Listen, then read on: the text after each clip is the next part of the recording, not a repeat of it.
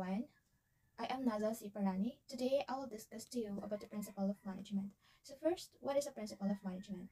It is actually manage, that is, get things done through or other individually in the groups or an organization.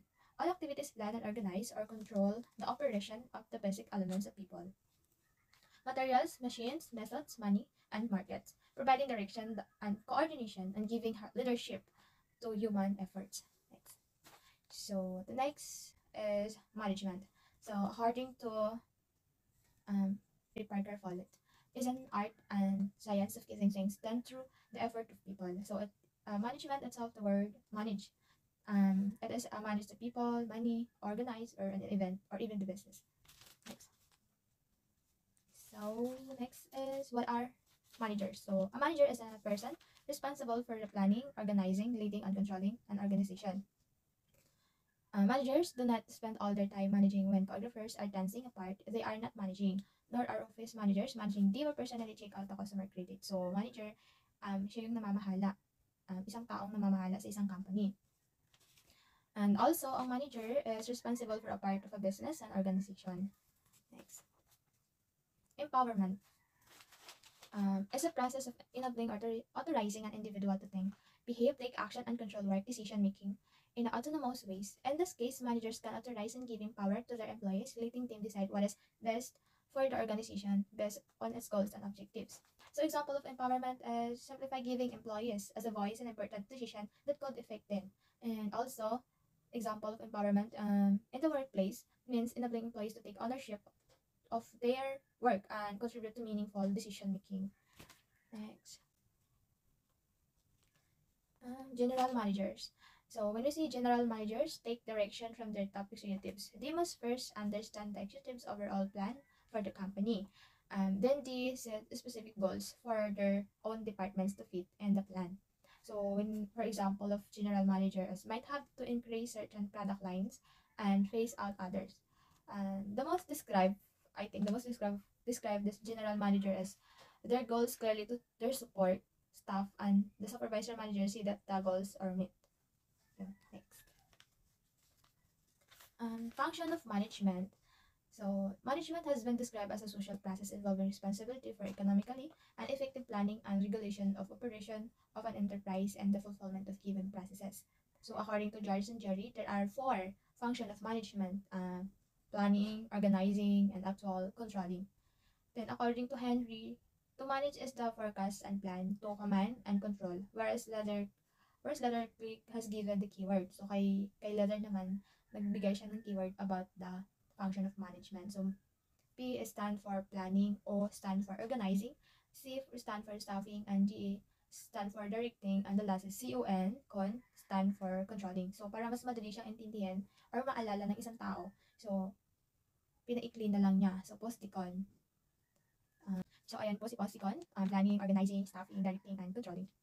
And next is planning. What is planning? It's a basic function of management where it gives future course of action and deciding in advance the most appropriate course of action for achievement of determined goals. So planning, according to Consi, is planning as a deciding in advance. It tells us what to do, when to do, and how to do. So planning is necessary to ensure that proper utilization, human and non-human resources. So when you say planning, so it is important in our life para maayos or madaling gawin yung isang bagay or para alam mo kung anong next step mo gagawin. So lahat dapat is may plano. So organizing. Organizing, it is the process of bringing together all the assets of the business, other physical assets, financial, and human resources, and developing productive relationship amongst them for achievement of organization goals. For example of organizing is preparation of accounts, making values, record keeping, and quality control, inventory control. Next. Staffing. So what is staffing? This is function of management gives importance to the human capital of the organization. And its purpose is to man an organization structure and keep it manned. So, for example of staffing is, these are recruitment methods include interacting and screening potential candidates. Directing. It is a function of management which activities the organizational methods to work efficiently for achievement of organization purpose. It is also considered life spark of the enterprise which is set in motion the action of people because planning, organizing, and staffing are the mere preparation of doing the work. So for example dito is the supervisor guides his subordinates and clarifies their doubts in performing the task. It will help worker to achieve work targets given him. So, di ba? may planning ka na, may organizing ka na, may staffing ka pa. So, kailangan mo din siya ng directing. Kasi, kung walang directing, so, hindi mo alam kung plano ka lang ng plano, organize ka lang ng organize, staffing ka lang ng staffing, then wala ka namang directing. So, wala rin siya. Wala rin siyang gamit. Is less, hindi mo rin maaayos yung isang pagpaplano mo. Next is, ayan, so directing has the following elements. Supervision. So, when we say supervision is the act of watching, directing, and workers. So, meron din motivation. So motivation is means inspiring, stimulating, encouraging, and the subordinates with desire to work. Positive, negative, monetary, or non-monetary incentives may be used for the purpose. And the next is leadership. The purpose by which manager guides and influence the work of subordinates in desired direction. Communication is the process of passing information, experience, opinion from one person to another at this bridges of understanding. So, ayun, nakalagay na dito kung bakit ka magkakaroon ng isang directing. So, nakalagay na din supervision, motivation, leadership, communication. That is the most important. Hindi puro planning lang, organizing lang, and staffing lang. Next. Controlling. So, this is the function of management that evaluates the performance of the organization. So, for example, sa controlling schedule and deadline management, employee training, performance evaluation, adjustment to budget or staffing assignment or resource allocation. So, kailangan may control ka din sa pagpa-planning, sa mga sa staffing, sa organizing, and sa directing. Kasi kapag nasobrahan, baka masira lang. Diba? Control. Next. The role of manager. Manager assumes that multiple roles as an organization according to Mason-Birch. There are 10 roles of command to the work of managers. As summarized in the following figure, the 10 roles individual into 3 groups: interpersonal, informational, and decisional. The informational roles link at all managerial work together. And the interpersonal roles ensure that information is provided. The decision roles make significant use of the information. The performance of managerial roles, the requirements of these roles can be played at different times by the same manager and to the different degrees depending on the level of function of management. The roles are described individually but they form an integrated whole. So, may role din talaga ang isang manager para maayos ang isang business. Hindi pwedeng lahat siya ang gagawa. Next. In the figure below, show the 10 managerial roles. So, meron pong international, may interpersonal, informational, and decisional. So, magkakaroon din po ng feedback, provide information, process information, and use information. Sa interpersonal, meron figurehead, letter, liaison. Sa informational naman, meron siya monitor, dismonitor, and spokesperson. Sa decisional, meron entrepreneurial, disturbance handler, resource allocator, and negotiator. So, kung makikita mo, meron paghahati sa kanila. So, kasi hindi naman pwedeng iisa lang ang gagawa. Next. Pag sinabi interpersonal category, meron siyang figurehead. So, as a manager, you have responsibilities. A manager is expected to be a source of inspiration. People look up to you as a person with authority as a figurehead. Pag sinabi kasing figurehead, yung example po dito is the representative of the company in a employees within or a business. The second example is if a retiring businesswoman promotes her son to be a new CEO of her company while putting a different person in charge of running the business. The son is just a figurehead. The word figurehead comes from original meaning, the figure's curve at the front of all the sailing ships. Next is leader. This is where a manager provides leadership for your team, your department, or your perhaps your entire organization, and is where you manage the performance and the responsibilities of everyone in the group. So, syempre, kailangan din natin na magkaroon ng isang leader. Kasi kung lahat magde-decide, kung lahat leader, walang mangyayari or lahat walang magagawa. So, sa isang group is napaka-importante ang magkakaroon ka ng leader. Next, liaison. The manager must communicate with internal and external contacts. You need to be able to network effectively on behalf of your organization. For example, an individual working as a hotel manager holds to have a function that requires extra shifts, so which is an act of a license. Okay. Next. So, next is informational category. Sa informational category, first is monitor. Is this role manager regularly seek out the information related to your organization and industry, looking for relevant changes in the environment? You also monitor your team in terms of both their productivity, and their well-being. So, pinaka-importante ito yung monitor. Kasi, syempre, i-check mo yung mga kasamahan mo sa isang trabaho kung nagagawa ba nila na maayos or nagagawa ba nila yung assignment nila ng on time. The next is disseminator. When you see disseminator, this is where as a manager communicates with a potentially useful information to your colleagues and or your team. For example, think of military commands briefing his and her troops about the battlefields critical mission. The next is spokesperson. Spokesperson, manager, represent or speak for their organization. In this role, you're responsible of transmitting information about your organization and its goals to the people outside it. So, may tagapagsalita. Hindi kasi pwede lahat as magsasalita ka. For example, sa isang organization nyo, may pumuntang mag-interview. So, ang haharap lang dapat doon is yung tagapagsalita nyo. Hindi pwedeng lahat kayo is magsasalita about sa company nyo. Siguro it depends na lang kapag nag-request ang isang interviewer na lahat kayo magsasalita. So, lahat kayo interview. Pero sa isang business, kailangan talaga is meron spokesperson. For example na lang sa isang sa government. Sa government, meron lang tagapagsalita doon na kung ano yung sabihin ni President. Siya yung kung ano yung gusto sabihin ni President sa isang environment, sa isang company. So, siya lang yung mag-deliver. Siya lang yung magsasabi. Yan. Next. Decisional category. Entrepreneurial. When we say entrepreneurial is as a manager, you create and control change with the organization. This means solving problems, generating new ideas, and implementing them. Next, the disturbance handler. When organization or team has executive roadblock, it is the manager who must take a charge. So when we say disturbance, for example, taking corrective action when needed to solve unexpected disturbance. Next, resource allocator. It involves allocating funding as well as assigning staff and other organization research. Pag sinabi kasi natin resource allocator, example is being responsible for the optimum allocation of research like time, equipment, funds, and also human research, so etc. When you say negotiator, you may be needed to take part in direct important negotiations within your team, department, or organization. For example of negotiator is may help law enforcement agency resolve a hostage or crisis. The role of negotiators is as a contract. So parang siya yung nakikipag-negotiate sa ibang company. Next. So there are 3 types of managerial skills. Meron technical skills, human relationship skills, and conceptual skills. So pinaka-importante sa isang business. So next is what is technical skills. Manager must have the ability to use the tools, procedures, and technical of their special areas. And accountant must have expertise in accounting principle, whereas a production manager must know operation of management. The next is human relation skills. So, dapat marunong ka din ng isang human relation skills. Involve the ability to work with people and understand employee motivation and group processes. These skills allow the manager to become involved with the lead, his group. So, pinaka-importante din ang human relationship skills. If you are a leader, dapat you know how to communicate with your groups, with your employee, if you're a businessman or woman. So, dapat, alam mo, ang nangyayari sa isang employee mo, kailangan makipag-communicate ka sa kanila. Then, bibigyan mo sila ng motivation. Hindi pwede work lang kayo ng work sa isang organization.